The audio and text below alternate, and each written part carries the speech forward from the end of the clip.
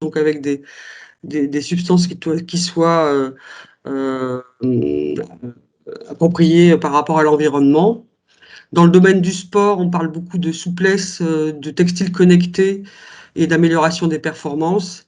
Et enfin, de manière plus transversale, on va travailler sur les enjeux les stratégiques de société, notamment tout ce qui est protection aux ondes, ou pour tout ce qui est dans la construction, la RT 2020, et également dans le domaine de la mobilité, on parle beaucoup d'allègement et de durabilité des matériaux.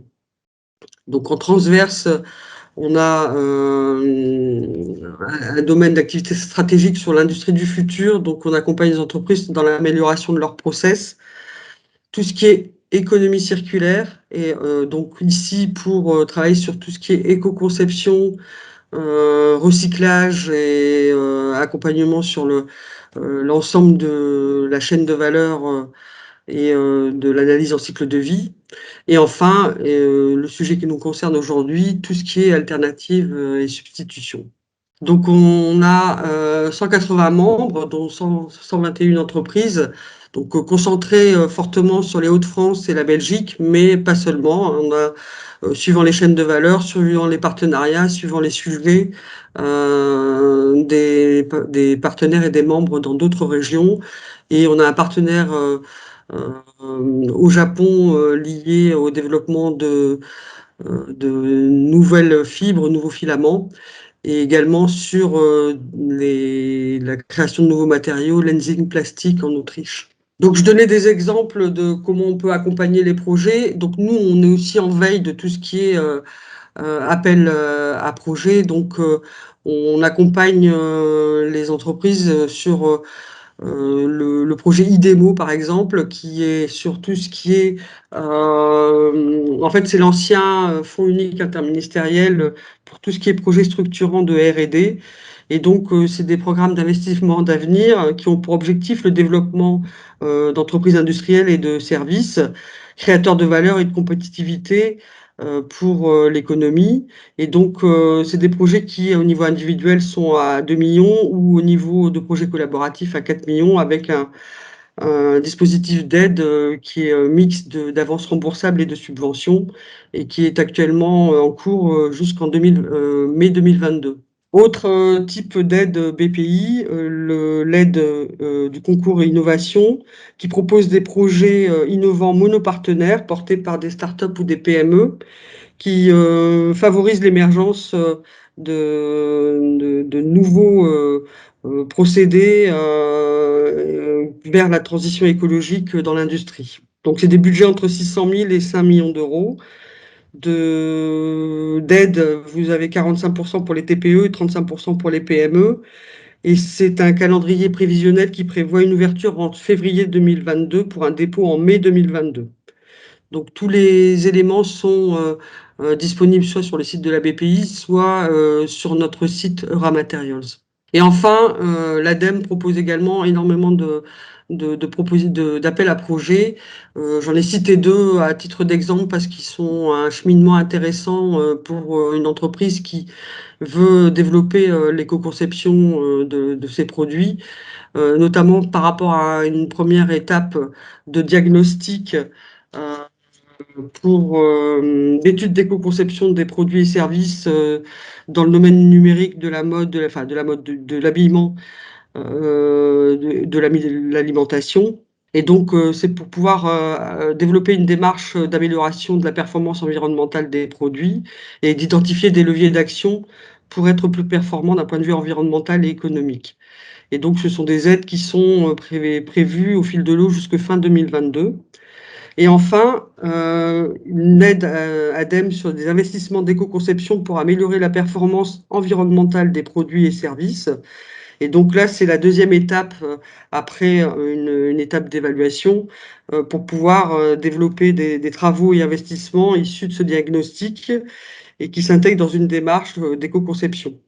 Et donc là, c'est pareil, suivant la taille du projet, évidemment, l'aide peut être constituée de 15 à 55%.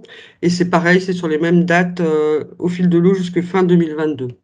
Et donc, à ce titre-là, le pôle de compétitivité Raw Materials peut accompagner les entreprises. Si vous avez des questions sur le type de projet que nous avons eu lié à l'éco-conception, je suis à votre disposition et également à votre disposition par rapport à une recherche de partenariat, une recherche de dispositifs financiers, ceux-ci ou d'autres, pour vous accompagner dans vos démarches de projet. Et également, nous prévoyons aussi des groupes de travail liés à tout ce qui est substitution dans le domaine de l'industrie textile. Donc, on est une équipe de 6 chargés d'affaires. Donc, moi, sur la partie économie circulaire, Nicolas qui est plus sur les composites, Frédéric qui est l'alter ego par rapport à moi sur le textile, sur tout ce qui est emballage, donc substitut dans l'emballage, sur les plastiques et sur les papiers cartons. Virginie s'occupe de textiles et matériaux connectés. François sur les process et Bérangère sur tout ce qui est dispositifs médicaux textiles. Nous avons une équipe de veille qui permet effectivement d'aller surveiller tout ce qui est publication et brevets, mais également tout ce qui est études de marché. Une équipe de communication qui permet de remonter toutes les informations, l'actualité de nos membres et également la surveillance des appels à projets. Et enfin, une équipe de direction avec Jean-Marc Viennot qui est secrétaire général sur le Club Tex, donc tout ce qui est textile à usage technique, et également Olivier qui s'occupe de l'incubateur avec Stéphane et avec Bruno Acetone qui accompagne les startups et qui s'occupe également du lieu et de son animation. Et enfin, Sophie et Stéphane nous accompagnent, équipe de projet, sur tout ce qui est projet lié aux investissements et au plan de relance. Voilà. Je vous remercie pour votre attention et je suis à votre disposition pour toute demande. Alors, j'ai oublié de mettre mon mail, mais je le mettrai dans la présentation que je renverrai à Pierre, que je remercie pour m'avoir donné l'opportunité de présenter nos services. Merci beaucoup. Une fois de plus, s'il y a des informations qui sont passées trop vite, etc., mon mail va passer plusieurs fois dans la journée. N'hésitez pas à m'écrire. Moi, je transmettrai toutes les questions, informations à Jeanne et à tous les autres participants. Merci beaucoup pour cette présentation qui avait pour nous une place vraiment importante dans la journée parce qu'elle apporte des outils très pratiques pour mettre en œuvre ce genre de projet. En transition et en guise d'autres outils très pratiques, on propose maintenant une présentation de l'initiative ZDHC qui a été enregistrée. Là aussi, à notre avis, le sujet est vraiment d'importance. Je m'entends en double, excusez-moi. Juste pour vous dire que là aussi, pour ZDHC, n'hésitez pas à m'écrire. Moi, j'ai été chargé par Scott Eccles lui-même de lui transmettre les questions s'il y en a, si vous avez besoin. Je passe la main. Bonjour à tous, je m'appelle Valentin Joly et je suis le Systems and Solutions Manager chez ZDHC, où j'aide à mettre en œuvre des solutions qui permettent à la chaîne d'approvisionnement, donc la supply chain, de la mode, de trouver des produits chimiques plus sûrs à utiliser. Je suis basé à Amsterdam et j'aurais aimé être avec vous en personne aujourd'hui, mais c'est pas possible. Du coup, je remercie Pierre Boucard pour l'invitation et pour me donner une chance de vous parler un peu du programme ZDHC Roadmap to Zero et de la façon dont nous abordons le défi de la substitution chimique dans l'industrie textile. Notre programme Roadmap to Zero est le principal effort de collaboration dans l'industrie de la mode qui aborde spécifiquement le problème des produits chimiques nocifs utilisés dans la fabrication de vêtements et de chaussures. Je vais aujourd'hui vous décrire comment nous essayons d'aider l'industrie à trouver des alternatives plus sûres aux produits chimiques interdits à l'échelle mondiale. Et déjà, à côté de ça, je vais m'excuser pour les anglicismes. Il y en aura un certain nombre aujourd'hui, mais ça fait partie des aléas du bilinguisme. Et avant de vous parler de ce que nous faisons plus en détail, je vais vous donner quelques informations donc sur ZDHC, que moi je vais appeler ZDHC tout au long de la présentation. Alors pour ceux parmi vous qui ne connaissent pas ZDHC, La fondation a été créée en 2011, principalement par des marques, en réponse à la campagne Detox de Greenpeace. Ils ont souligné à juste titre de nombreuses faiblesses dans la manière dont l'industrie tentait d'empêcher en fait l'utilisation de produits chimiques nocifs. À cette époque, les efforts ils étaient principalement concentrés sur la suppression des produits chimiques nocifs dans les produits finis. Mais cette approche, elle présentait de nombreuses faiblesses. Cette approche dite en bout de chaîne s'est concentrée sur les produits chimiques trouvés dans les produits finaux, au lieu d'essayer d'arrêter l'utilisation en fait de ces produits chimiques lorsque les produits sont fabriqués. Et donc là, on a eu 6 marques qui ont lancé ZDHC d'abord, et elles ont reconnu qu'il s'agissait d'un défi qui était trop important à relever individuellement. Il fallait de la collaboration, il fallait aussi de la transparence dans les chaînes d'approvisionnement, et il a fallu un engagement de chacune des marques pour agir, comme ils disent en anglais, to walk the talk. En gros, en mettre en application ce que l'on prêche, et pas seulement prendre des engagements, puis ne rien faire et espérer que la supply chain elle ait tenu ses engagements. Donc cela nécessitait un vrai changement systémique dans la façon dont les produits chimiques étaient gérés dans la chaîne d'approvisionnement, que ce soit au niveau de la marque et du retail, au niveau de la fabrication et au niveau des fournisseurs de produits chimiques que nous on appelle plus communément les formulateurs. Donc, ce qui a commencé en 2011 comme un groupe de 6 marques qui se sont rencontrées de manière un peu informelle est maintenant passé à plus de 160 contributeurs couvrant la chaîne d'approvisionnement de la mode. ZDHC, en fait, c'est devenu une fondation à but non lucratif en 2015 et on a commencé avec 4 employés en 2015 et aujourd'hui, on en compte près de 40. Vous pouvez ici voir les logos de nos contributeurs qui couvrent les marques de l'industrie chimique, de l'industrie du textile et du chausson. Et après, nous avons aussi ce qu'on appelle les solution providers, qui offrent par exemple des services en tant que vérification. Donc, on va avoir des laboratoires, par exemple. Et parce qu'il est impossible que nous puissions agir sur toutes les supply chains dans le monde entier, on inclut aussi des organisations associées comme des groupes commerciaux régionaux pour promouvoir notre message et que nos solutions, en fait, elles puissent atteindre un public aussi large que possible. Donc du coup, ce qu'on essaie de faire, nous, c'est de nous éloigner de la conformité chimique dans les produits finis. C'est là que l'industrie était encore il y a 10 ans, lorsque l'objectif principal était de s'assurer que les produits étaient sans danger pour le consommateur et qu'ils respectaient les dispositions légales, le REACH par exemple. Et nous voulons amener l'industrie en fait à un endroit où nous avons une gestion proactive de la chaîne d'approvisionnement avec innovation et leadership sur la question de la gestion durable des produits chimiques.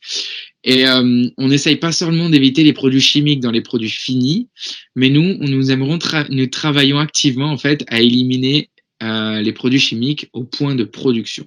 Pour ceux d'entre vous qui ne sont pas familiers avec l'industrie de la mode et l'industrie de la chaussure, nous partions de loin en fait en ce qui concerne les connaissances sur les produits chimiques utilisés dans la chaîne d'approvisionnement.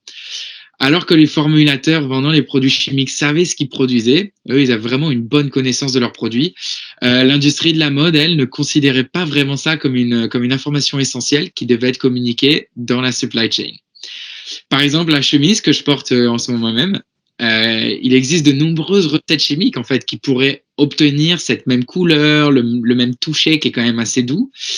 Et le consommateur, lui, remarque pas généralement la différence que vous utilisiez des produits chimiques corrects, légaux, ou que vous utilisiez des plus sûrs et plus durables. Donc on peut pas dire si en fait la chemise qui a été produite, elle pollue l'environnement ou pas. Alors lorsque ZDHC a commencé il y a 10 ans, il n'était pas courant que les marques et les retailers ils spécifient en fait les produits chimiques utilisés pour les chemises. Aujourd'hui, ces marques, elles travaillent avec ZDHC pour connaître les produits chimiques en fait utilisés et fournir des ressources à leurs fournisseurs afin qu'ils puissent facilement trouver des produits chimiques plus sûrs à utiliser dans leur production. Nous, une grande partie de nos efforts consiste en fait à essayer d'aligner ce que ces marques demandent à leur chaîne d'approvisionnement, donc à leurs fournisseurs, afin de réduire la confusion causée lorsqu'il existe de multiples exigences pour l'utilisation de produits chimiques venant de différentes marques qui ne diffèrent en fait que légèrement. C'est-à-dire que nous essayons d'aligner toutes les marques pour qu'elles aient les mêmes demandes, plutôt qu'à l'inverse, chaque marque ait son propre référentiel, son propre standard, et qu'en fait les usines ne savent plus où donner de la tête. Donc ZDHC, en fait, ça signifie Zero Discharge of Hazardous Chemicals, ou zéro rejet de produits chimiques dangereux. Et c'était l'engagement initial de toutes les marques en 2011.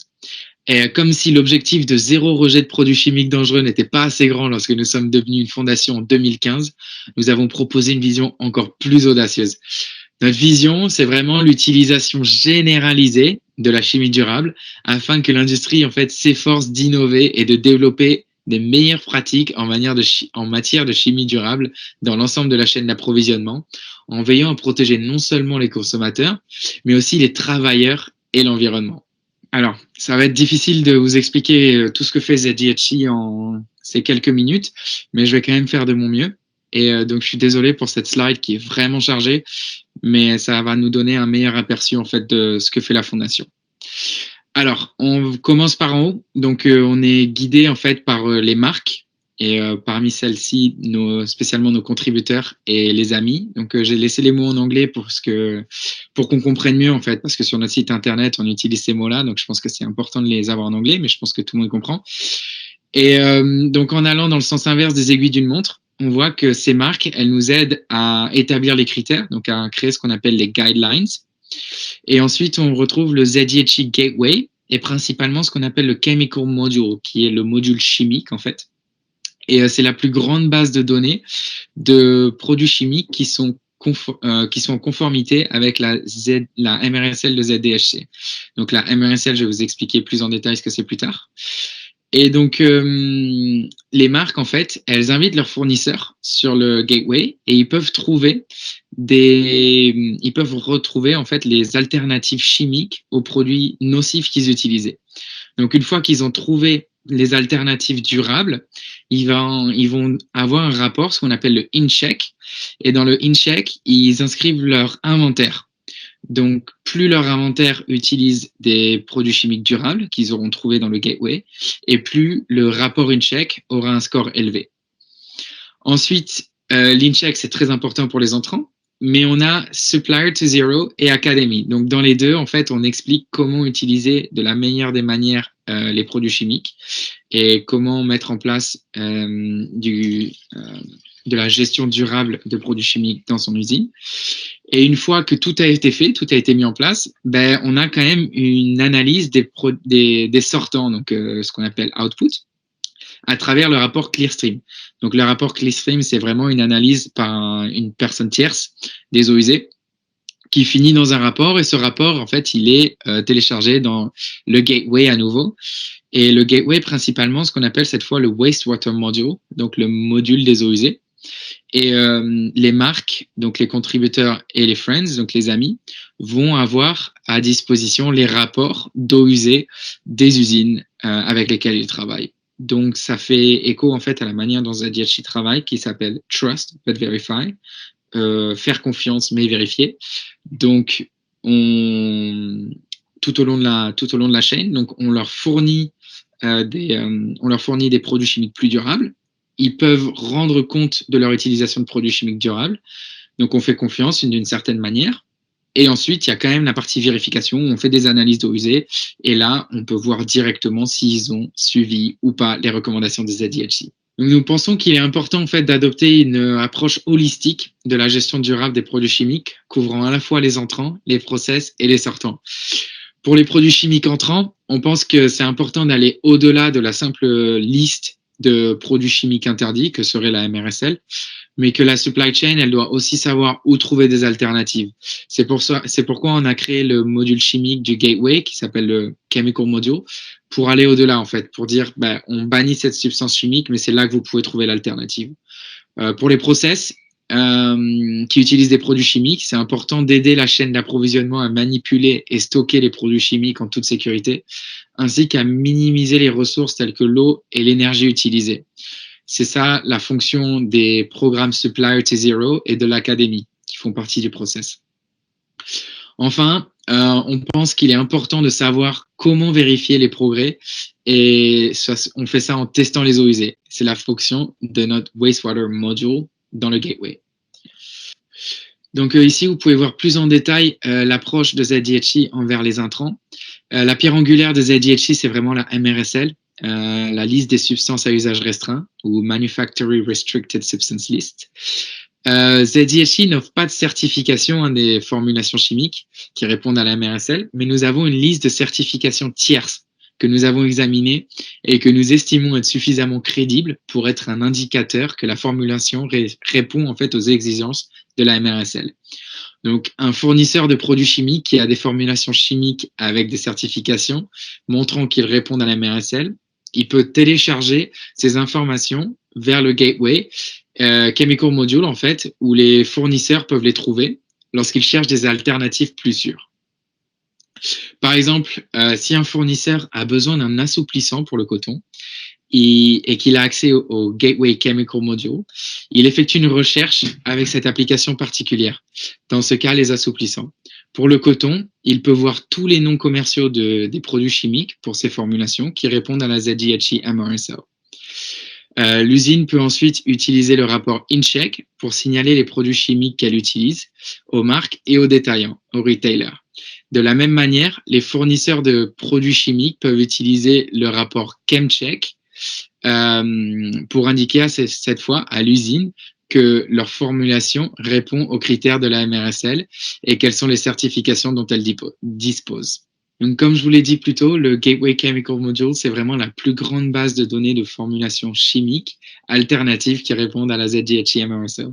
En avril 2021, on avait plus de 1500 comptes formulateurs avec environ 55 000 produits chimiques publiés. Donc, pour me répéter un peu, parce que je vous donne beaucoup d'informations, dans le gateway, en fait, c'est ici, vous pouvez voir, donc vous avez leather, synthetic and textile.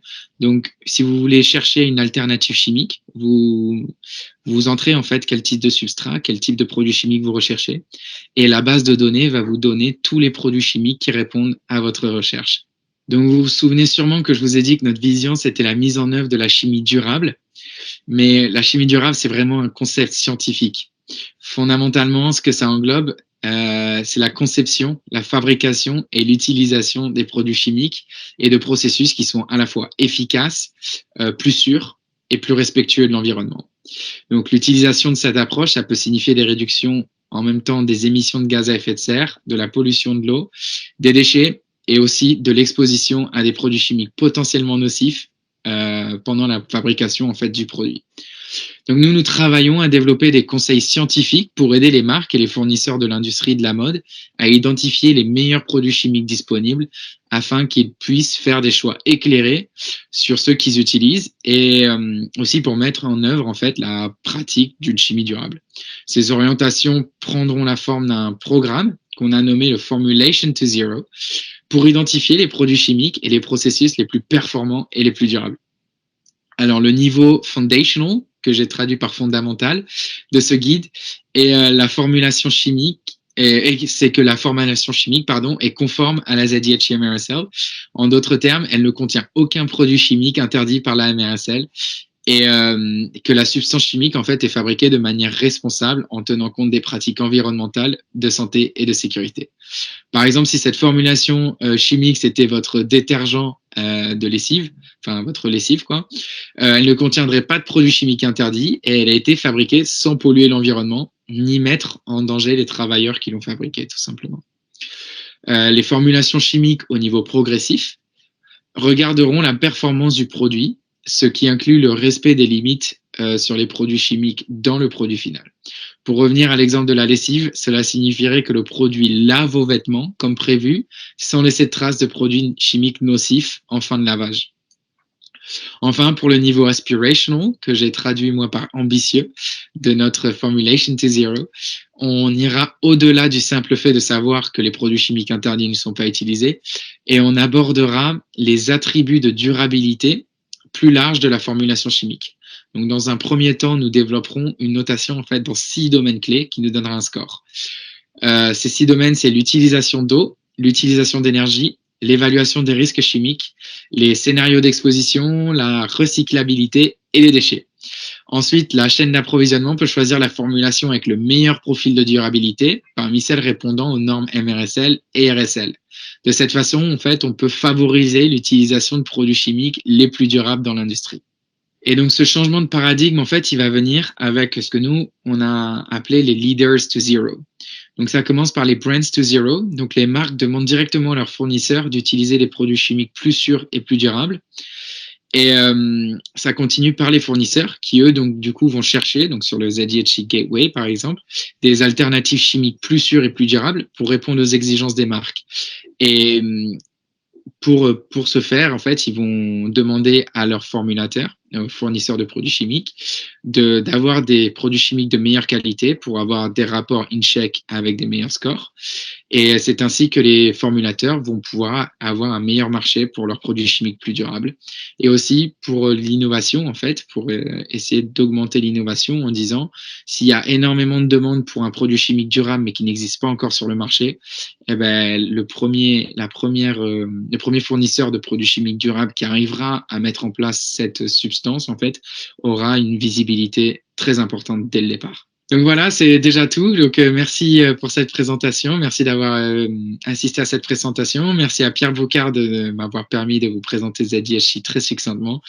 Et si vous avez la moindre question par rapport à ZDHC, que vous êtes intéressé ou quoi que ce soit, je vous invite à contacter notre directeur du programme, Scott Eccles, à l'adresse suivante, eccles@zdhe.org. Et ensuite, vous pouvez aussi visiter notre site internet roadmap20.com. Je vais vous laisser 2 minutes pour vraiment noter ça le plus rapidement possible. Et voilà, même sur notre site internet, vous avez la possibilité d'avoir un formulaire de contact. Donc, vous pouvez trouver au bas de la page une manière de nous contacter. Et sinon, vous avez d'autres endroits liés à notre site internet pour trouver toutes les réponses. Donc, je ne me fais pas de soucis. Si vous avez une question, vous arriverez à nous contacter. Et puis, merci à vous de m'avoir écouté et je vous souhaite une bonne fin de journée. Au revoir.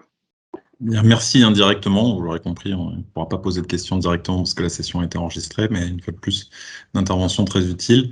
On enchaîne directement par la présentation de Gaël Dufort qui va revenir sur le projet ASCRITCH, projet européen en cours, qui vise à améliorer la communication sur la présence de substances dangereuses dans différents liens, mais en particulier dans les textiles. Merci beaucoup. À vous, Gaël. Bonjour à tous.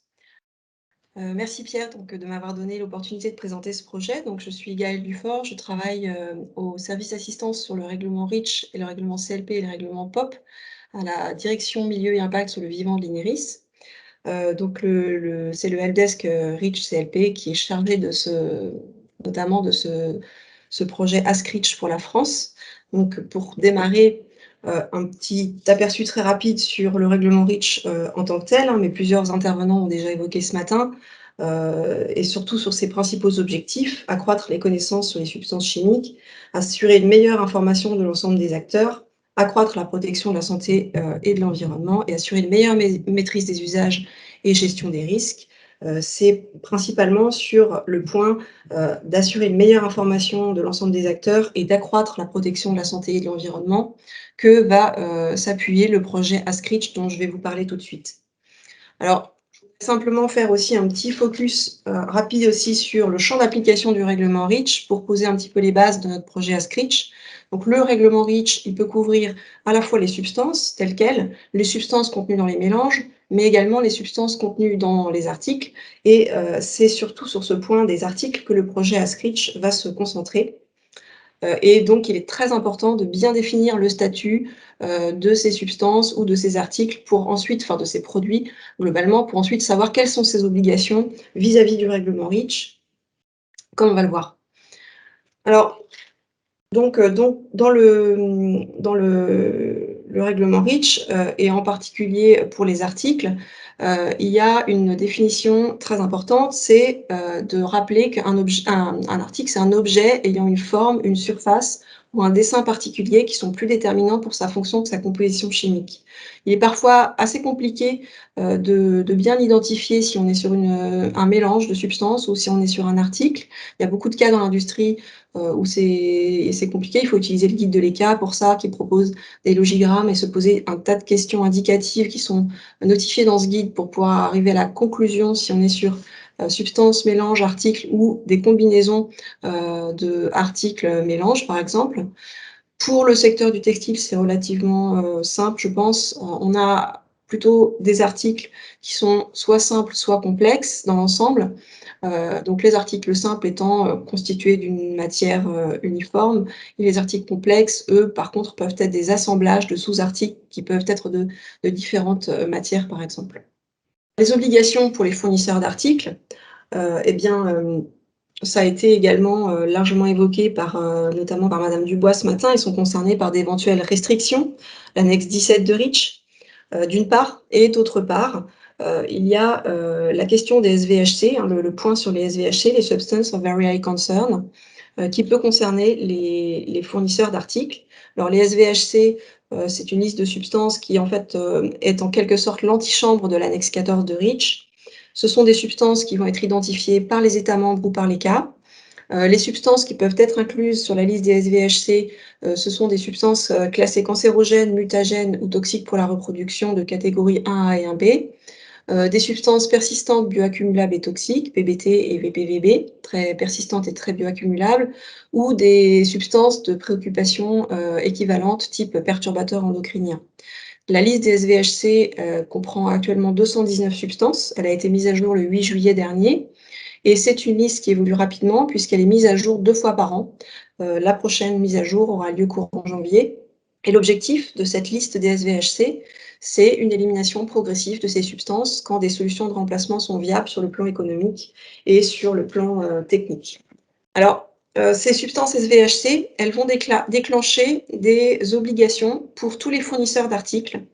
Et ce sont les articles 33 de REACH, enfin, c'est l'article 33, notamment 33.1 de REACH, qui fixe ces obligations, mais qui dit que tout fournisseur d'articles qui contient une SVHC à plus de 0,1% doit fournir aux destinataires professionnels de l'article assez d'informations pour permettre une utilisation en toute sécurité de cet article. Et ça comprend comme information à transmettre au minimum le nom de cette substance.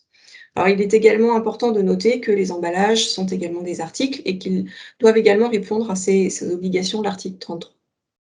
Alors, l'article 33.2, il dit qu'un consommateur peut poser cette question de la présence de SVHC à plus de 0,1% à son fournisseur d'articles et que dans ce cas, s'il y a une présence de SVHC à plus de 0,1%, le fournisseur devra donner au consommateur de l'information sur la manière d'utiliser l'article en toute sécurité et aussi le nom de cette substance à minima. Ces informations doivent être fournies gratuitement dans les 45 jours qui suivent la réception de la demande.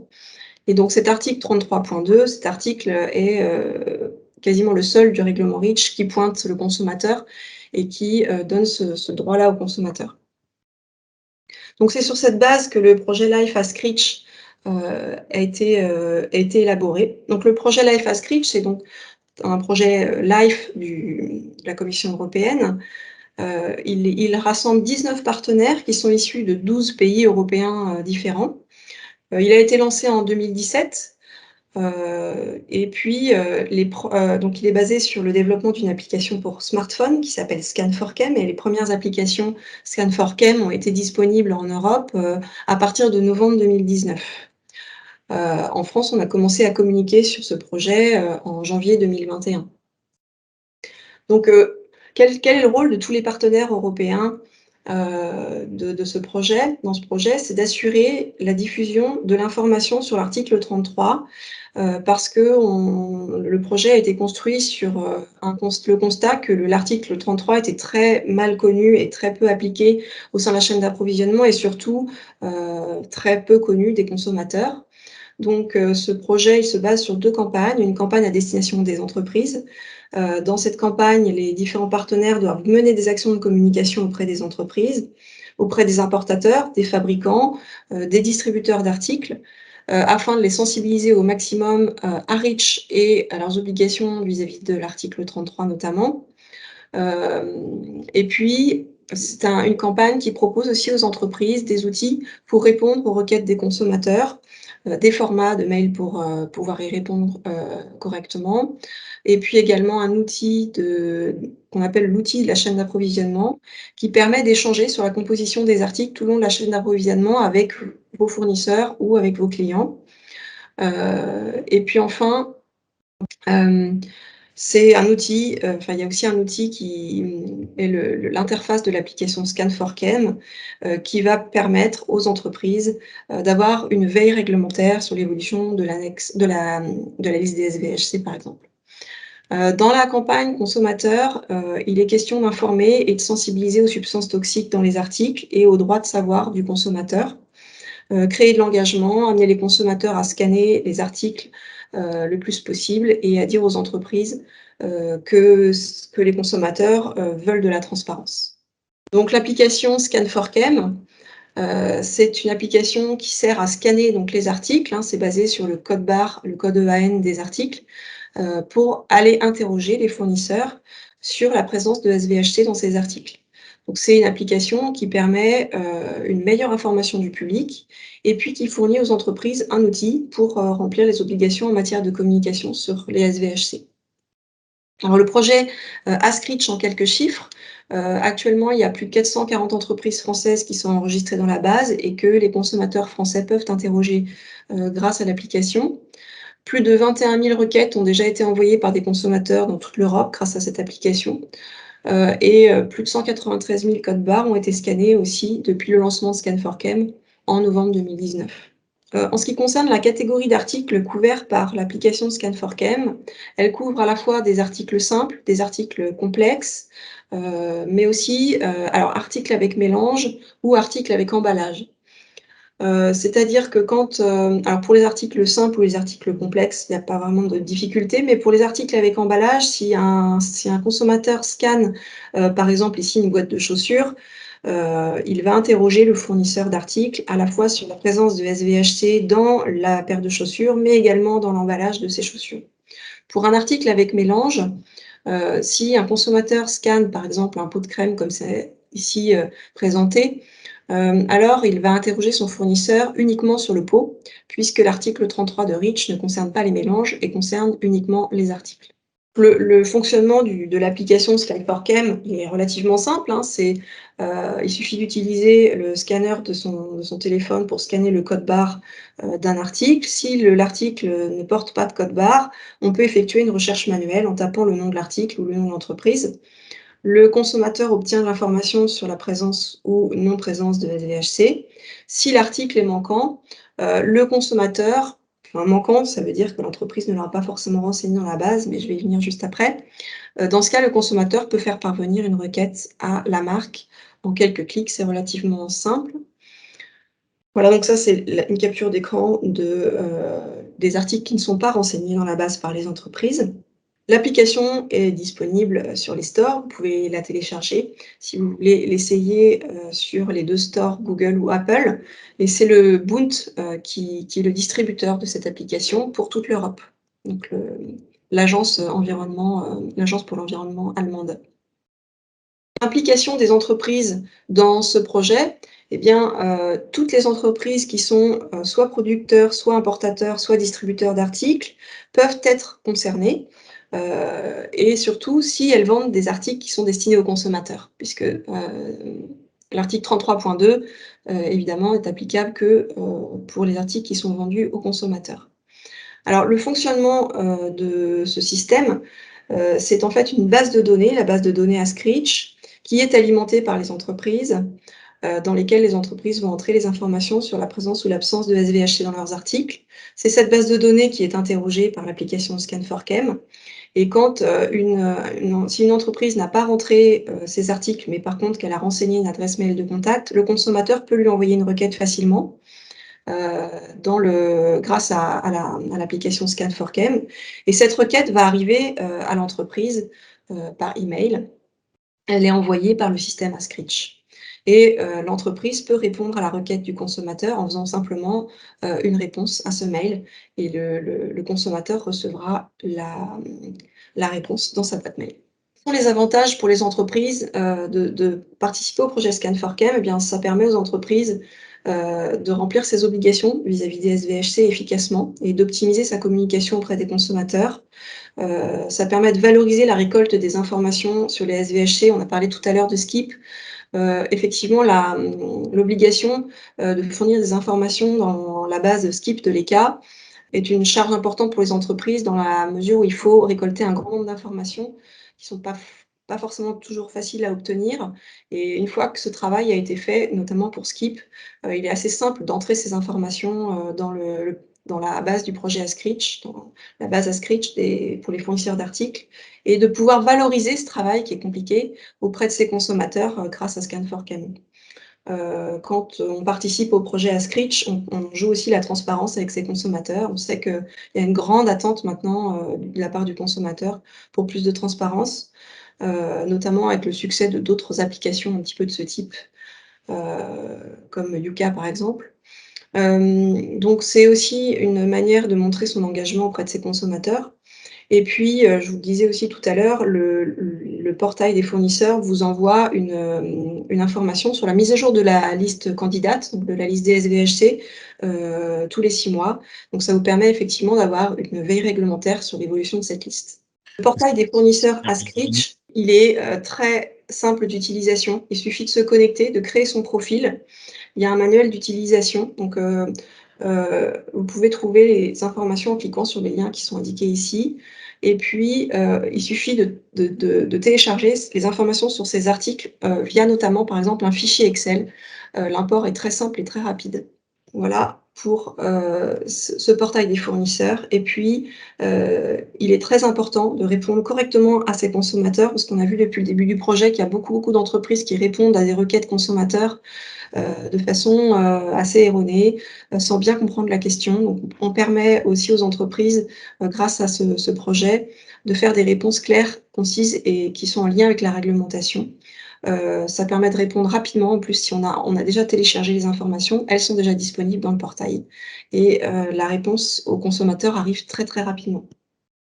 Si vous voulez soutenir le projet, on a tout un kit de support, à la fois web et print. Donc, vous pouvez, en cliquant sur ces liens, avoir accès à ces supports de communication. Nous avons également des réseaux sociaux, un lien, un compte Instagram et puis un groupe Scan4Chem, communiquer mieux sur les SVHC, sur LinkedIn, auquel vous pouvez tout à fait demander à participer pour avoir des informations sur le projet Ascritch et ses évolutions. Voilà, merci pour votre attention. Merci beaucoup, c'est parfait. Afin de se laisser 1 heure de pause méridienne, on peut se laisser 5 minutes pour 1 ou 2 questions qui remonteraient. Ces questions peuvent s'adresser aussi bien à Scan4Chem qu'à Euramatérial, qu'à l'OCDE. Monsieur Jean-Luc Viétor. Oui, bonjour. Merci. Bonjour. C'était une question pour Gaël Dufort. D'abord, merci pour la présentation. J'ai une question d'ordre très pratique. Moi qui suis en Belgique, j'ai l'impression que Scan4Chem n'est pas disponible en Belgique. D'ailleurs, c'était le cas dans le passé. Est-ce que c'est toujours le cas ou est-ce qu'il y a aussi la possibilité, est-ce qu'il y aura la possibilité dans le futur de pouvoir y accéder depuis d'autres pays? Merci. Oui, bonjour, merci pour votre question. En effet, la Belgique n'a pas répondu à l'appel d'offres pour ce projet européen. Donc, ils ne sont pas partenaires. Officiellement, c'est pas un partenaire. Maintenant, ça n'empêche pas de remplir la base de données, par ailleurs, si une entreprise belge le souhaite. Et les produits qui sont fabriqués en Belgique, par exemple, peuvent être distribués dans d'autres pays européens et peuvent être interrogés par des consommateurs de d'autres pays sans problème. Oui, en fait, ma question portait surtout sur moi en tant que consommateur en Belgique. Je ne peux pas télécharger l'application, tandis qu'elle m'intéresserait même pour les produits qui sont en vente en France. Normalement, vous pouvez la télécharger de n'importe où. Oui, ça ne marche pas, mais bon. Ça marche pas? Non. Si vous voulez, vous pouvez me recontacter sur scan4chem@ineris.fr. Super, merci beaucoup. Je le Merci. ferai. D'autres questions peut-être parmi les participants? Non, mais je vois pas. Je vois une main levée. Alors, je n'ai pas le nom de famille, mais Anne, je vous laisse ouvrir le micro et vous présenter. Oui, pardon, excusez-moi, j'ai pas fait attention que j'avais pas mis mon nom de famille. Anne Perwals, je suis professeure de chimie textile à l'ANCET à Roubaix, Forme des ingénieurs textiles.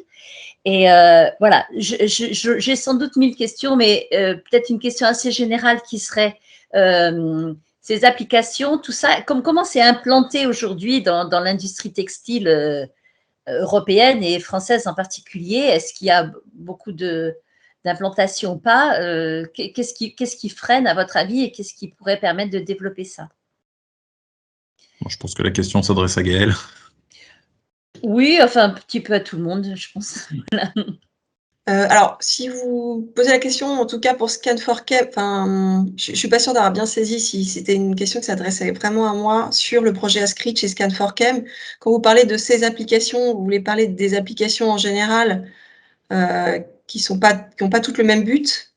Oui, mais bon, dans Scan4Chem, il y a l'application effectivement sur le téléphone, mais il y a les autres. Je voudrais savoir comment les marques françaises sont engagées globalement là-dedans ou pas. Est-ce que vous avez cette information? Peut-être que vous ne pouvez pas la transmettre.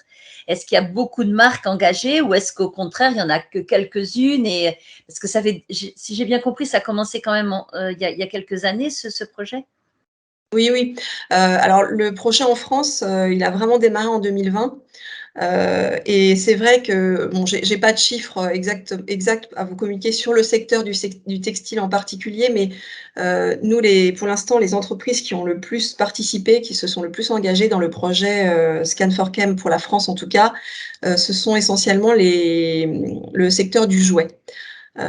Donc dans le textile, il y a des entreprises qui aussi se sont montrées partantes, mais qui n'ont pas forcément pour l'instant rentré tous leurs articles, en tout cas dans la base. Et c'est pas la majorité en effet des entreprises qui se sont joints à notre projet. Merci. Je pense qu'effectivement, il y a quand même une difficulté pour les entreprises de distribution des textiles de s'impliquer dans tout ça parce que, comme vous l'avez dit plusieurs fois, la supply chain est très longue et c'est pas et en plus, ils ont énormément d'articles. Donc, à chaque fois, à la fois connaître les substances chimiques qui sont à l'intérieur du vêtement, c'est pas forcément évident. Et en plus, sur l'ensemble des vêtements, ça fait une problématique qui est compliquée. Et après, renseigner des outils, ça fait vraiment plusieurs types de démarches qui sont longues et difficiles, quoi. Oui, et puis il y a aussi une question de saisonnalité qui est importante également dans le secteur du textile avec des collections qui changent rapidement et l'évolution de la liste des SVHC également. Donc, ça fait effectivement plus que vous dites, la chaîne qui est souvent longue, beaucoup de difficultés pour effectivement connaître la composition exacte de de tous les articles, de toutes les gammes et comme ça change souvent, ça veut dire qu'il faut aussi renouveler régulièrement, la quantité d'articles qui sont dans la base, ouais, c'est un travail qui est assez lourd, mais c'est déjà un travail qu'il faut réaliser, notamment pour Skip. Donc c'est pour ça que je disais que c'était important de pouvoir le valoriser auprès des consommateurs, ce travail qui est important, notamment, via le projet Ascritch. Oui, Oui, il me semble que cette intervention permet à la fois de montrer les leviers et les freins. Donc, c'était quand même la thématique de la journée. Donc, et peut-être que cet après-midi, ça vaudra le coup de reposer la question aux industriels, notamment à Decathlon, qui aura peut-être un avis sur ce sujet. Si on veut se laisser une pause déjeuner correcte, je propose qu'on s'arrête ici et puis on se retrouve dans 1 heure pour 2 présentations sur de nouveaux outils, puis les retours d'expérience des industriels et au-delà. Je vous remercie beaucoup pour votre attention ce matin, votre participation nombreuse, et à tout à l'heure.